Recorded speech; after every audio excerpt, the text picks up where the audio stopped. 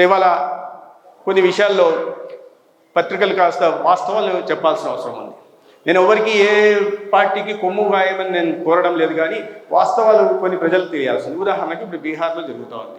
గత కొన్ని సంవత్సరాల పాటు, కొన్ని దశాబ్దాలు ఈ దేశాన్ని పాలించి అన్ని ప్రజాస్వామ్య వ్యవస్థల్ని నిర్వీర్యం చేసి ప్రజాస్వామ్య విలువల్ని తుంగలు దొక్కి చెప్పిన పార్టీ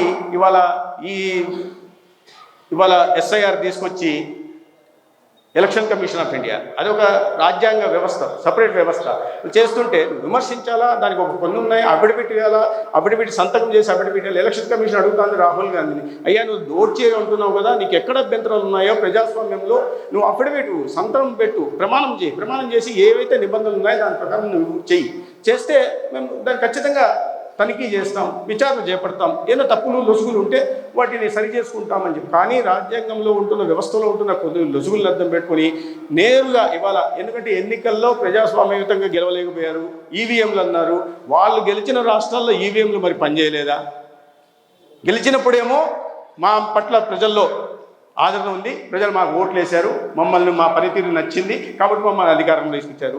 ఓడిపోయినప్పుడు మాత్రం ఈవీఎంను తప్పు పట్టే ప్రయత్నం చేశారు. ఇవాళ అన్ని రాష్ట్రాల్లో ఓడిపోతున్న నేపథ్యంలో తీసుకొచ్చి మొన్న ఓటు చోరని తీసుకొస్తున్నారు.